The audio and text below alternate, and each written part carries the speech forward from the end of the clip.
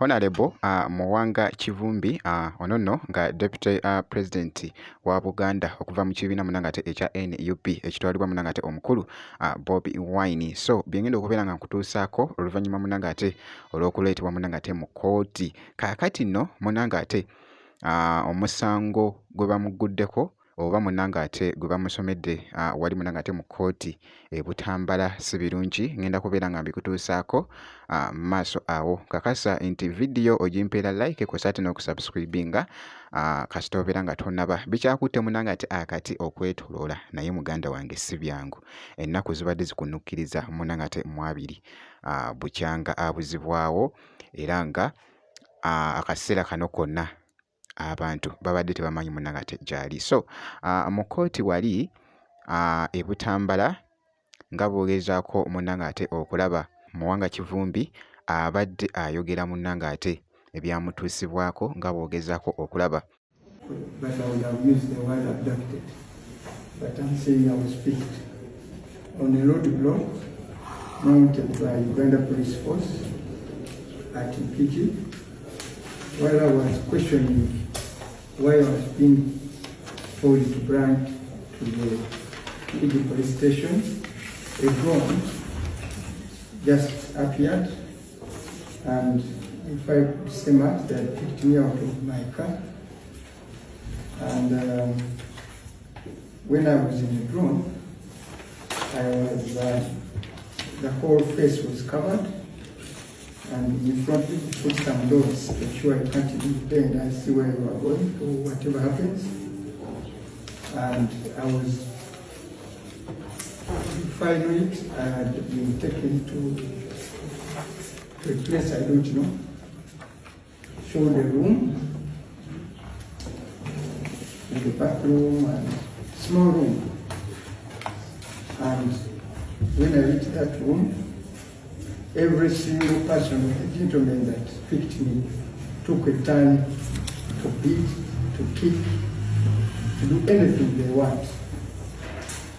Up until when I was hit on the head here, and a lot of blood was oozing out. That's when they stopped beating.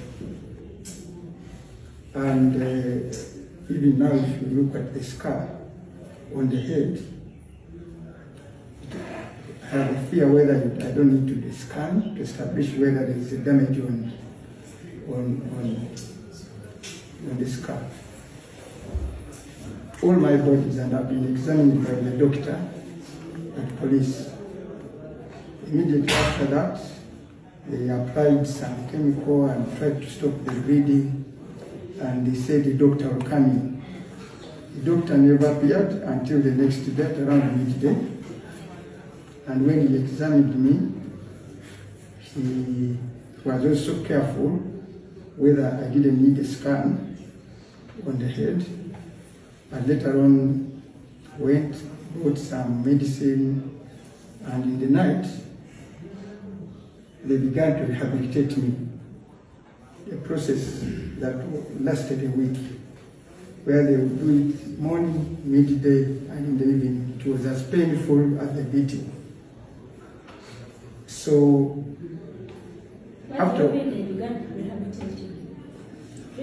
to treat the wounds, I have some of them, like here.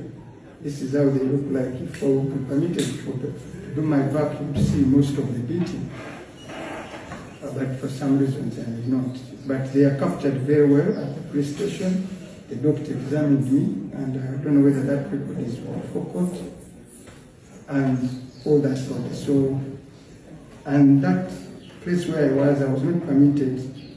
I've been inside that room ever since I entered it. Kw'osaate munangate n'okwegeyamuko wali n'omukulu munangate SG nga bw'ogezaako munangate okulaba embeera munangate bw'etyo bw'ebadde wali munangate e Butambala mu kkooti. So si birungi, era nga okutwayiza awamu bamuguddekoko omusango nti nno ogw'okkuma mu bantu omuliro kw'ossa munangate n'ogw'okkuba munangate olukuŋŋaana nga teruli mu mateeka. Tujjukira bulungi nti nno Honorable Muwanga Kivumbi bwe baamuta n'agenda munangate ewaka. Kaakati ndowooza akaseera ako ndowooza ke bagambye nti nno nti yakuba munangate olukuŋŋaana olutali munangate mu mateeka so si birungi munangate n'akamu. Nimwe munaamuteekako emmundu mmeka mwamaze edda kati omusesema ensi yonna kati yategedde dda amazima nti basajja mmwe batemu. Omuntu gwe mwakataate ne mumuwamba ewatali musango ne mumazamu ennaku 19 nga muganya okubuulira ensi amazima nti mwe mumulina buli omu amwegaana bwegaana, poliisi emwegaana, amagye gamwegaana, gavumenti kika kyerinnyira eddembe ly'obuntu nga nookero eyatta abaana bana mwamukeeza mu kooti. Kati twagala mutubuulire Muwanga Kivumbi yakola kiki ekyo ekyamwambisa ennaku 19 naffe tusobole okukyewala. Mutubuulire kiki yali akoze Muwanga Kivumbi okuwambibwa. N'ekirala kati buno obudde twongedde kikakasa nti ne King Zale mwe mumulina naye mumutuwe. So kooti eragidde nti bamuzzeeyo mu kkomera okutuusa ennaku z'omwezi nga 11 August. So lwagenda okubeera nga akomezebwawo munangate mu kooti e Butambala. So si mawulire munangate malungi okuva mu kibiina munangate ekya NUP era ng'obunkenke munangate bukyeyongedde nga bwogezako okulaba kw'ossa n'okwogeza abamu munangate obwama. Ojja ozungira ku peegi yange ate weekweka. Ozungira ku peegi yange naye ate weekweka. Mwe basiru abaamubika gwe atakimanyi nti okubika naye badde taktiiki era bazze bagikozesa bwe balaba omuntu nga yawambibwa tetumanyi wa gy'ali, amagye gamwegaana, poliisi emwegaana, ebiseera ebisinga okuteeka gavumenti ku nninga bavayo ne bagamba nti gundi yafa, gundi baamutta. Tomanyi nti kikola era kikoze ne mweno situation naye oba gw'otegeerako ddi. Tosobola kutandika kwebuuza n'ogamba baani be bazze babika nga gye bali balamu, lwaki bababika? Tomanyi nti buli gwe bazze babika abeera yawambibwa nga tumanyi wa gy'ali ate nga gavumenti emwewakana si yemulina era ogenda okulaba nga amaze n'alabika. Gwe musiru ennyo bannanga bamukummwe kikimulye ku kalo. Ate oyinza okuba ng'oli kisiru oli eyo oli kinnama mmonde nga n'ebyana by'ozadde bambi bigenda kubonaabona olwa busiru bwa nnyina. Bannange abantu abamukummwe you can't even use your brain ne baddakiika emu mukozesa obwongo bwammwe nga just mujja mu mpale. Outside of that obwongo bannaye waliwo omuntu gw'otunuulira nga bambi yakula naye akaddiye naye ng'obwongo tabangako nabwo tatoola.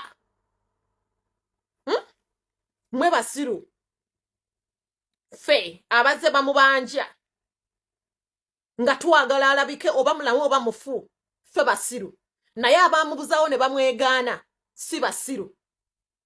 Lengera empuuta, lengera embaata, lengera eggunju.